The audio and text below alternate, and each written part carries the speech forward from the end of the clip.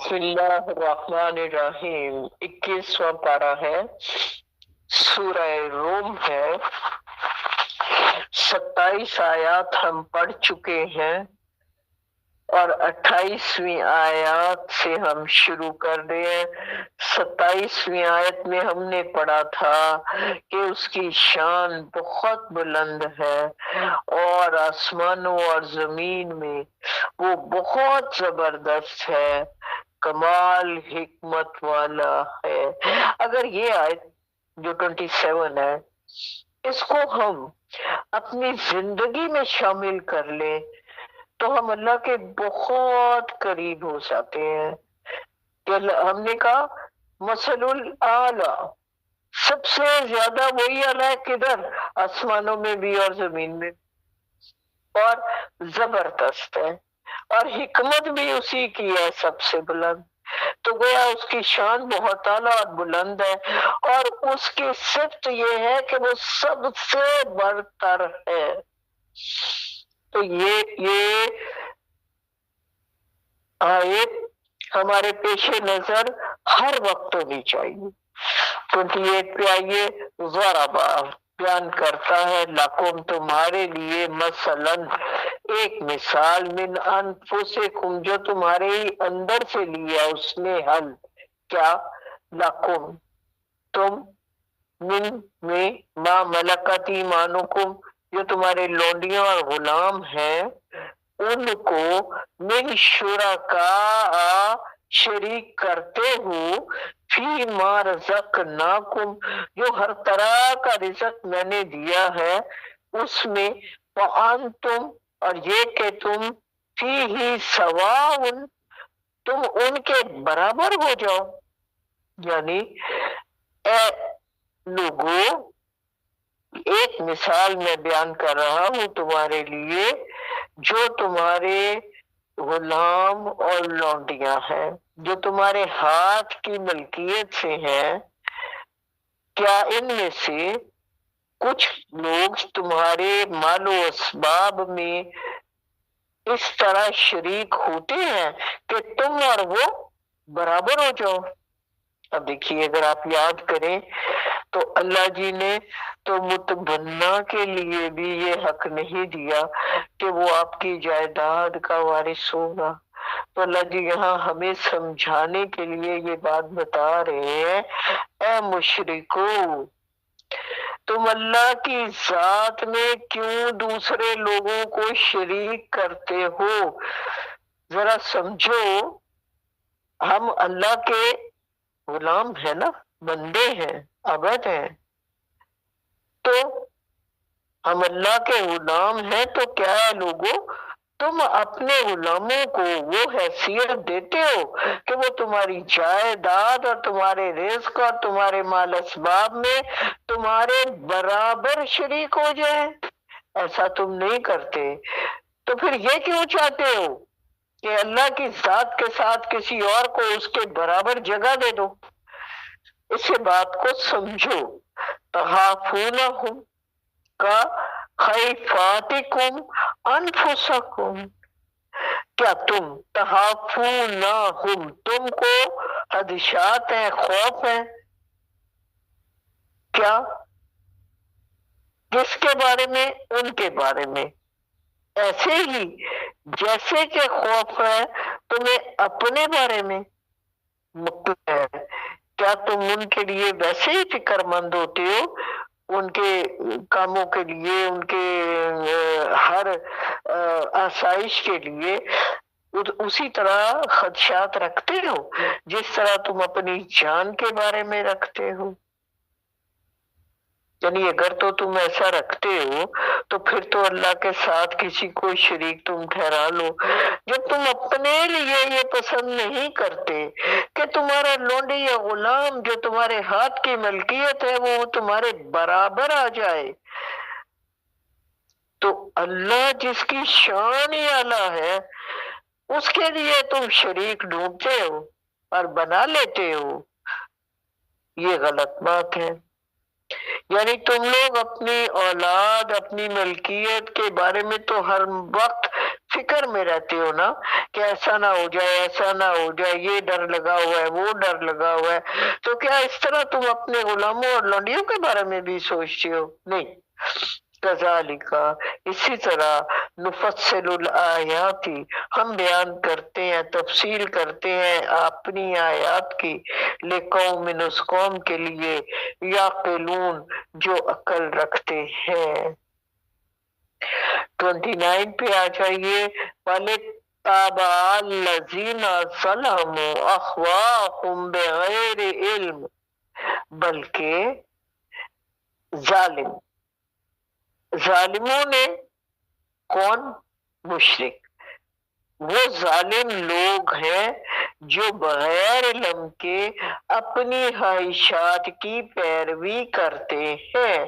فمن یختی، تو کون ہدایت دے سکتا ہے؟ من، اس کو، اضل اللہ، جس پر اللہ نے گمراہی کی مور لگا دی ہے، یعنی پہلے انہوں نے اپنی غلط بغیر علم کے خواہشات کی پیروی کی ہے، اور جب اس پہ ضد سے چل پڑے ہیں، اب ان کو کون ہے جو ہدایت دے سکتا ہے کہ اللہ نے ان کے لیے وہی راستہ واضح کر دیا ہے۔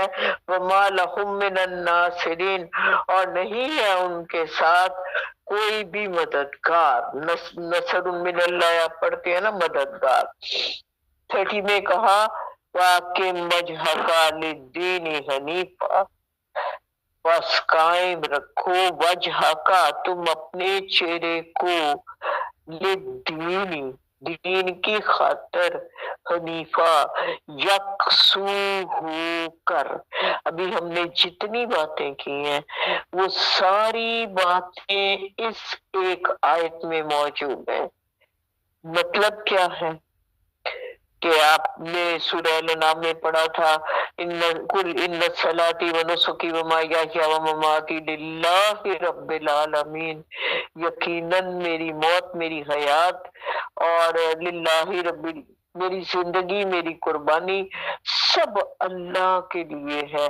ہم نے خود کو ایسا بنانا ہے تو جا کے وَأَقِمْ وَجْهَكَ لِلدِّينِ، خالص ہو جانا ہے دین کے لیے۔ جیسے کہ حضرت ابراہیم کے بارے میں کیا کہا تھا، سورہ نام میں ہم نے پڑھا تھا کہ میں نے تو اپنا رخ کر لیا ہے یکسو ہو کر اس ہستی کی طرف جس نے آسمان و زمین کو بنایا ہے۔ وما کان وما انا من المشرکین، اور میں مشرکین میں سے نہیں ہوں۔ یعنی مشرک وہ شخص ہے جس نے اللہ کے ساتھ کسی دوسرے کو اس کے حکموں سے اوپر کر لیا۔ یعنی اللہ نے حکم دیا 5 وقت نماز پڑھو، تو میں نے یہ کہہ دیا کہ 5 وقت نہیں، اللہ نے حکم دیا ہے 6 وقت پڑھو، یا اللہ نے کہا ہے جھوٹ نہیں بولنا، تو میں نے کہا کوئی فرق نہیں پڑتا، جیسے یہودی کہتے ہیں کہ ہمارے لیے لازم ہے کہ صرف ہم یہودیوں کے جان و مال کا لحاظ رکھیں، باقی سب کے ساتھ ہم جو مرضی سلوک کریں۔ تو یہ مکمل دین میں داخل ہونا نہیں ہے۔ اس قرآن نے ہم سے کہا پورے کے پورے دین میں شامل ہو جاؤ، اور اللہ جی کے حبیب کیا فرماتے ہیں، ہر بچہ فطرت اسلام پر پیدا ہوتا ہے، پھر اس کے والدین ہیں جو اسے یہودی، نصرانی یا مجوسی بنا دیتے ہیں۔ یعنی مطلب کیا ہے؟ مطلب یہ ہے کہ اللہ کیا ادراک، اللہ کی ذات کی پہچان ہمارے اندر رکھ دی گئی ہے۔ ہم وعدہ الس کر کے آئے ہیں نا، تو ہماری روحوں کو پتا ہے کہ رب ایک ہے، اور ہمیں چاہیے کہ اس کے ہر حکم کے لیے خلوص کے ساتھ اس کے آگے جھک جائیں۔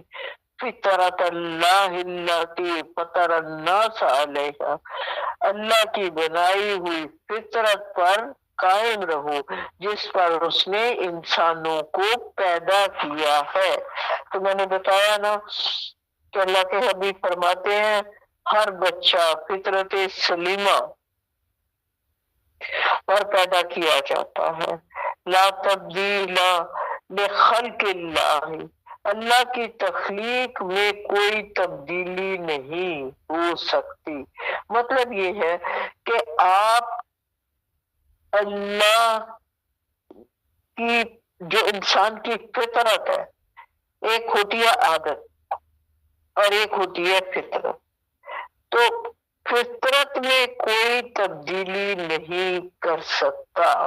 جو اللہ نے آپ کو بنایا ہے، جب پہلے کہا نا فطرت سلیمہ پر پیدا کیا ہے، یعنی تمہیں نیک ہی پیدا کیا ہے، تم اگر گناہگار بنے ہو تو اپنی وجہ سے بنے ہو، اللہ نے تو تم کو اچھا فطرت سلیم پر ہی پیدا کیا ہے، تم دوبارہ فطرت سلیم پر ہو سکتے ہو، کیونکہ تم میں جو تبدیلی ہے وہ یا تو ماحول سے آ گئی ہے، یا تمہارے ماں باپ کی وجہ سے آ گئی ہے، یا کسی اور دوست کے پیچھے لگنے سے آ گئی ہے۔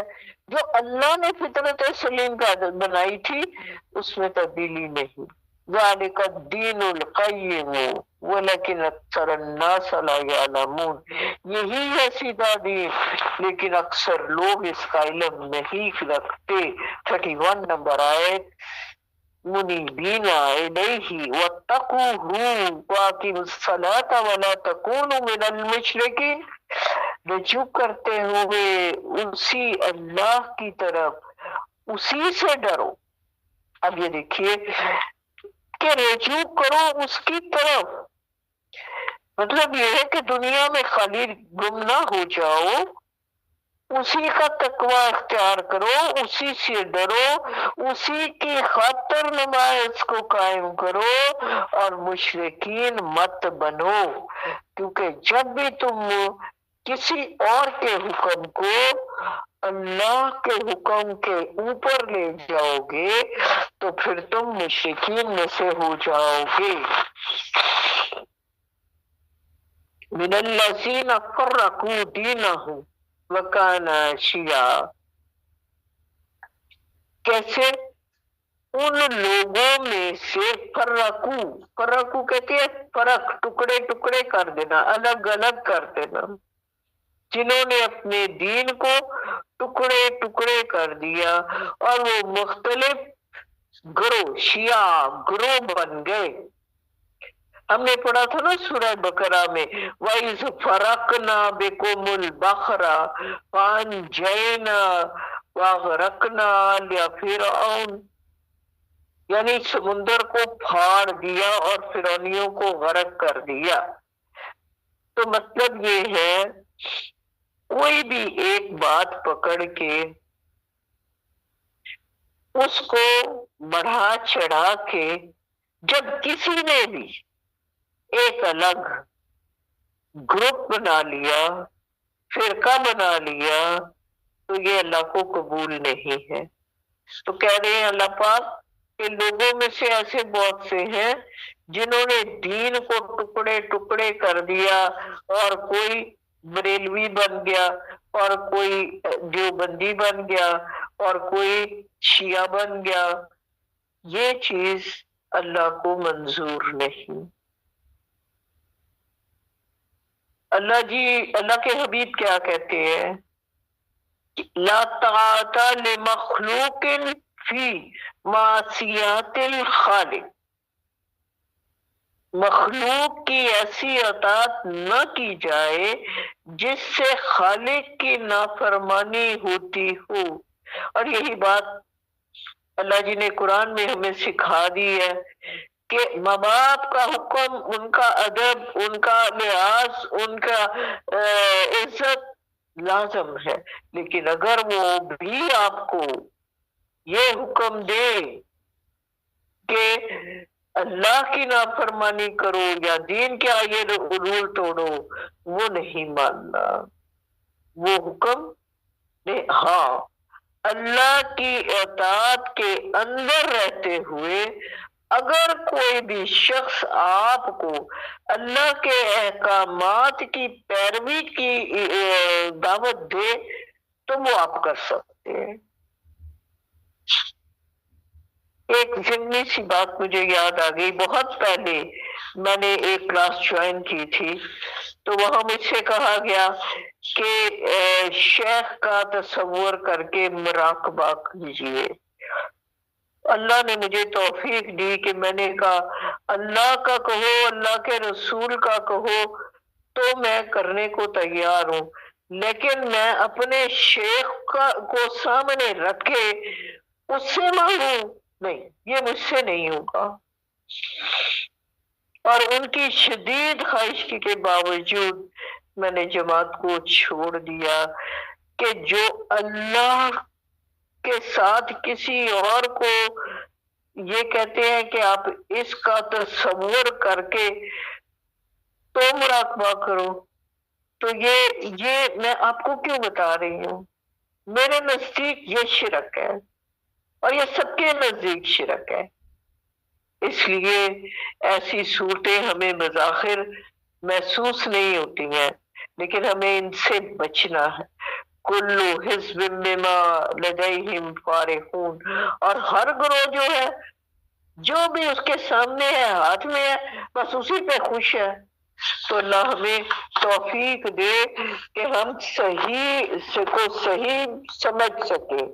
وَإِذَا مَسَّ النَّاسَ ضُرٌّ، اور جب چھو جاتی ہے لوگوں کو تکلیف، دعوا ربہم، پکارتے ہیں پھر وہ اپنے رب کو، منیبین الیہ، اس کی طرف پورا رجوع کرتے ہوئے۔ اپنے قرآن میں پڑھا تھا نا کہ جب وہ کشتی میں بیٹھتے ہیں تو مشکل میں ہوتے ہیں تو اصل خلوص کے ساتھ صرف ایک ہی رب کو پکارتے ہیں، اس وقت اپنے بتوں کو اور شریکوں کو نہیں پکارتے۔ یہی بات اللہ جی ہمیں یہاں بتا رہے ہیں۔ سما پھر اذا جب آزا کو مزہ چکھا دیتا ہوں منہ ان میں سے ان کو رحمتن اپنی رحمت کا، اذا فریق ایک فریق منہم ان میں سے بربہم اپنے رب کے ساتھ یشرکون شریک ٹھہرانے لگ جاتا ہے۔ 34 میں کیا کہا؟ لیکفروا بما آتیناہم، تاکہ نہ شکری کریں اس کی جو ہم نے اس کو عطا کیا ہے۔ اب دیکھیے کئی دفعہ ایسا ہوتا ہے، میں نے تو یہ اکثر کام والیوں میں، کیونکہ وہاں علم اتنا ہوتا نہیں ہے، جہالت ہوتی ہے، وہ بابے نے کو لو بے وضاحت جا کے میں منگیا سی بابے کو لو بچہ، اللہ نے میں کو تر دے دیتا، تو اللہ نے نہیں دے دیتا، بابے نے دے دیتا، وہ تو میری زبان سے نکل گیا۔ وہ کہتے ہیں بابے نے میں نے پتر دے دیتا، وہ دعا بھی نہیں کہتے۔ تو یہ ایسی باتیں شرک ہے، ہمیں ان سے بچنا کیوں ہے؟ اللہ جی کہتے ہیں میں شرک معاف نہیں کروں گا، اس کے علاوہ میں جو چاہوں گا معاف کر دوں گا۔ یعنی باقی سارے ہمارے جرائم قابل معافی ہو سکتے ہیں، لیکن شرک قابل معافی ہے ہی نہیں۔ اس میں نا ڈاکٹر اسرار کی ایک کتاب ہے شرک اور اس کی اقسام، اگر آپ میں سے کوئی لے سکے، لینا چاہے تو وہ ضرور اس کا مطالعہ کر لیں۔ فتمتعوا، فائدہ اٹھا لو، فسوف ان قریب تعلمون، تم جان لو گے۔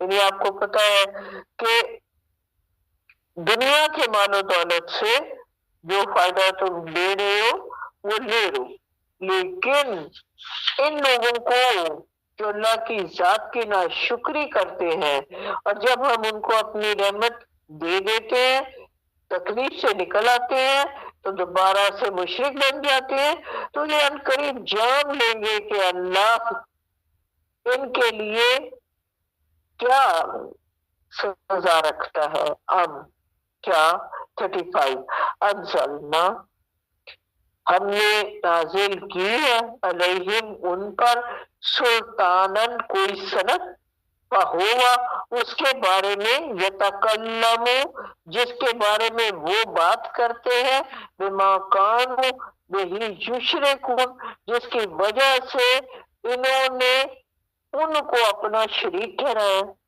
مطلب کیا ہے؟ کیا کسی بھی آسمانی کتاب میں یا میرے کسی نبی نے یہ بات ان سے کہی ہے کہ تم ان کو، ان سے مراد شریکوں کو، یعنی جن کو، بتوں کو، انسانوں کو، مردوں کو، جن کو بھی تم اللہ کا شریک ٹھہرا رہے ہو، تو کیا میری کسی آسمانی کتاب میں اس کے لیے کوئی حکم موجود ہے جس کے بارے میں یہ بات کر رہے ہیں؟ 36 پہ آ جائیے، وَإِذَا ذَقْنَا النَّاسَ رَحْمَةً فَرِحُوا بِهَا جب ہم مزہ چکھاتے ہیں لوگوں کو اپنی رحمت کا تو وہ خوش ہو جاتے ہیں، اترانے لگتے ہیں، فخر محسوس کرنے لگتے ہیں۔ وَإِن تُصِبْهُمْ جب پہنچتی ہے ان کو سیئات، ان کوئی برائی، بما قدمت ایدیہم سبب اس کے جو ان کے ہاتھوں نے آگے بھیجا، اذا ہم یقنطون تو یقیناً یہ مایوس ہو جاتے ہیں۔ یہ لفظ تقنط آپ نے کئی دفعہ میری زبان سے بھی سنا اور پڑھا بھی ہوگا سورہ زمر میں، لا تقنطوا من رحمت اللہ، اللہ کی رحمت سے مایوس نہیں ہونا۔ یہ اس لیے بتایا کہ یہ لفظ آپ کو یاد رہے، یقنطون وہ ہو جاتے ہیں مایوس۔ اولم یرو کیا وہ یہ نہیں دیکھتے، ان اللہ کہ بے شک وہ اللہ ہی ہے، یبسط الرزق بڑھا دیتا ہے جس کا رزق، لمن یشاء وہ چاہتا ہے، ویقدر اور جس کا چاہتا ہے نپتلا کر دیتا ہے۔ ان فی ذالک بے شک اس میں لآیات نشانیاں ہیں، لقوم یؤمنون ایک ایمان لانے والی قوم کے لیے۔ فاتی ذل قربا ادا کرو، قربا کا حق کا ہوں جو ان کا حق ہے، والمسکین اور مسکینوں کا بھی، وابن السبیل اور مسافروں کا بھی ان کا حق دو، ذالک خیر یقیناً یہی بہتر روش ہے، للذین ان لوگوں کے لیے، یریدون جو چاہتے ہیں، وجہ اللہ اللہ کی رضا، اللہ کا چہرہ۔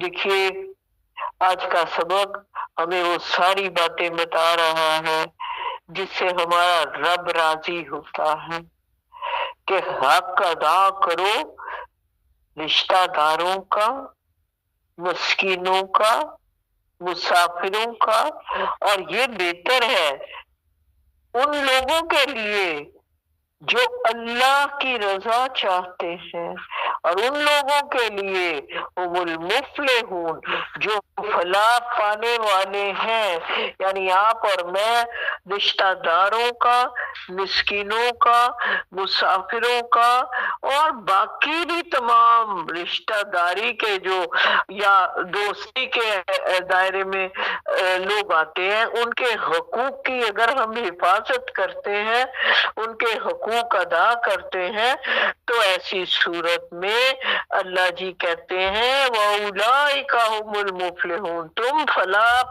چاہنے والوں میں سے ہو، اور ایسے ہی لوگوں کو فلاح مل جائے گی۔ 39 میں کہا وَمَا آتَيْتُم مِّن رَّبٍّ لِيَرْبُوا فِي أَمْوَالِ النَّاسِ فَلَا يَرْبُو عِندَ اللَّهِ۔ اب بات آ رہی ہے سود کے بارے میں، اور جو کچھ تم دیتے ہو سود پر، وما آتیتم من ربا لیربو فی اموال الناس لوگوں کے مال میں اس غرض سے، یعنی جو سود پر مال دیتے ہو تاکہ لیربو بڑھ جائے، فی اموال الناس لوگوں کے لیے کے مال، ایک سیکنڈ رکیے، بڑھانے کے لیے تم وہ مال جو لوگوں کو دیتے ہو کہ اس مال میں اضافہ ہو جائے، فلا یربو عند اللہ، اللہ کے نزدیک اس میں کوئی بڑھاوا نہیں ہوتا۔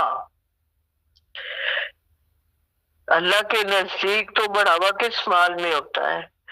جو آپ اللہ کی راہ میں خرچ کر دیتے ہیں، جو انفاق فی سبیل اللہ کے لیے خرچ کر دیتے ہیں، جو مال تم لوگوں کو مال بڑھانے کی غرض سے دیتے ہو، فلا یربو عند اللہ، تو اللہ کے یہاں وہ مال بڑھتا نہیں ہے۔ اور قرآن نے جو ایک خاص لفظ استعمال کیا ہے وَاعْفُوا، یعنی قدر زائد۔ قدر زائد سے کیا یسالونہ کا ماذا ينفقون، کل عفو، یعنی سورہ بقرہ کی 219 نمبر آیت میں نے پڑھی ہے۔ اور اے نبی صلی اللہ علیہ وآلہ وسلم، لوگ آپ سے پوچھتے ہیں کہ کیا خرچ کریں، تو اللہ جی کہتے ہیں آپ کہہ دیجئے جو ضرورت سے زیادہ ہے وہ خرچ کر دو۔ اور آپ کو یاد ہونا چاہیے تیسرے پارے کا دوسرا رکوع پہلے، جس میں اللہ جی نے ہمیں مثال بتائی ہے کہ انفاق فی سبیل اللہ کی مد میں محتاجوں ناداروں کو بھی مدد کی جا سکتی ہے، لیکن ایسا مال جو دین کی سربلندی کے لیے کام میں لایا جائے تو پھر اللہ جی اس کو 70 گنا 700 گنا اور اس سے بھی زیادہ بڑھا دیتے ہیں۔ تو ہمیں حکم یہاں یہ مل رہا ہے 39 میں کہ سود میں مت دو پیسے اپنے، تمہیں بظاہر لگ رہا ہے دنیا میں بڑھ گئے ہیں، تو اللہ کے یہاں جو بڑھتا ہے مال وہ انفاق فی سبیل اللہ ہے، جو سب سے زیادہ بڑھتا ہے۔ ہاں یہ ضرور ہے کہ آپ کسی کی مدد کے لیے کچھ اس کو دے دیں پیسہ، اور پھر اس وعدے کے ساتھ بھی دے دیں کہ جب تمہارا کام پورا ہو جائے گا تو تم واپس کر دینا، یہ بھی ایک نیکی کا کام ہے۔ وما آتیتم من زکوٰۃ تریدون وجہ اللہ، اور جو تم زکوٰۃ دیتے ہو اللہ کی رضا چاہتے ہو، وجہ اللہ، فاولئک، یہی وہ لوگ ہیں هم المضعفون، جو اپنے مال کو بڑھانے والے ہیں۔ یعنی زکوٰۃ اللہ جی نے فرائض میں ڈال دی ہوئی ہے، اور جو لوگ زکوٰۃ صدقات خیرات کی صورت میں اللہ کے راستے میں اپنا مال خرچ کرتے ہیں، انہیں اللہ جی کہتے ہیں کہ آخرت میں 10 گنا 700 گنا، اور اللہ چاہے گا تو اپنے فضل سے اس سے بھی کئی گنا زیادہ بڑھا دے گا۔ دیکھیے اس آیت میں نا انفاق فی سبیل اللہ اور سود دونوں کا آپس میں مقابلہ کر کے یہ بتایا گیا ہے کہ جو سود کا منافع ہے نا وہ تو اس دنیا میں تمہارے لیے ہوگا، لیکن اس منافع سے کہیں زیادہ منافع اور اجر و ثواب دائمی ہے، ہمیشہ رہنے والا ہے۔ وہ یہ ہے کہ سود کی رقم بجائے سود میں پیسہ دینے کے اور سود لے کے رقم کو بڑھانے کے اللہ کی راہ میں دے دو، تو وہ تمہیں 700 گنا زیادہ کر کے روز حشر اللہ پاک لوٹا دے گا۔ اور یہ خسارے کا سودا نہیں ہوگا، خسارے کا سودا سود والا سودا ہے، یہ اس میں فائدہ ہی فائدہ ہے۔ 40 نمبر آیت پہ آئیے، اللہ ہی تو ہے الذی خلقکم ثم رزقکم ثم یمیتکم ثم یحییکم، جس نے تمہیں تخلیق کیا، جس نے تمہیں رزق دیا، وہی تم کو موت دے گا، پھر وہ تم کو دوبارہ زندہ کرے گا۔ هل من شرکائکم من یفعل، کیا یہ جن کو تم شریک ٹھہراتے ہو یہ بھی یہ کام کرتے ہیں؟ من ذالکم من شیء، ان میں سے کوئی بھی کام ایسا ہے جو یہ بھی کر سکتے ہیں؟ یہ کام کیا ہے؟ تمہیں تخلیق، پہلے تو یہ بتائیے کہ کیا بت، لات، منات، عزا، یہ جو ہے یہ کوئی چیز تخلیق کر سکتے ہیں؟ نہیں، یہ تو اپنے منہ سے مکھی بھی نہیں ہٹا سکتے۔ کیا یہ تم کو رزق دے سکتے ہیں؟ کیا یہ تم کو موت دے سکتے ہیں؟ کیا یہ تم کو دوبارہ زندہ کر سکتے ہیں؟ نہیں، ایسا نہیں ہے۔ تو پھر تم ان کو اللہ کا شریک کیسے ٹھہرا دیتے ہو؟ اللہ کا شریک وہ نہیں ہو سکتا جو تخلیق کار نہیں ہے۔ اس لیے بیٹا ٹیشو پیپر دو، آپ کو چاہیے کہ شرک سے بچ جاؤ۔ سبحانہ، وہ تو پاک ہے، وتعالی، بہت بلند و بالا ہے، اما یشرکون، اس شرک سے جو یہ لوگ کر رہے ہیں۔ الحمدللہ، الحمدللہ، آج کی پورا سبق 40 تک یہ آیات 27 سے لے کے ساری کی ساری توحید اور شرک سے بچنے پر تھی۔ تو ہمیں یہی چیز سامنے رکھنی ہے رمضان میں بھی، کہ ہمیں ہر صورت شرک سے باہر نکلنا ہے، اللہ کے حکموں کی پابندی کرنی ہے، اس کو سبحانہ و تعالی ماننا ہے۔ کس سے؟ اما یشرکون، جو یہ سب لوگ شرک کرتے ہیں ان سے، بلکہ آپ کے آس پاس وہ لوگ جو شرک کی حدوں کو چھو رہے ہیں، آپ نے ان کو بھی گائیڈ کرنا ہے کہ آپ کی مہربانی ہے، اللہ یہ معاف نہیں کرتا، اس سے باہر آ جائیے بڑی حکمت کے ساتھ، بڑے اچھے الفاظ کے ساتھ، ڈانٹ کے نہیں، حکمت کے ساتھ، پیار کے ساتھ، خوشی کے ساتھ، غصے اور ناراضگی میں بات نہیں کرنی، کیونکہ یہ حکمت کا تقاضا نہیں ہوتا۔ حکمت کا تقاضا یہی ہے کہ آپ نے سملیرٹیز سے شروع ہونا ہے۔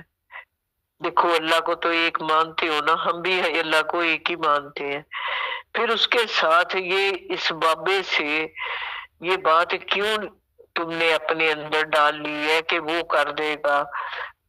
دیکھو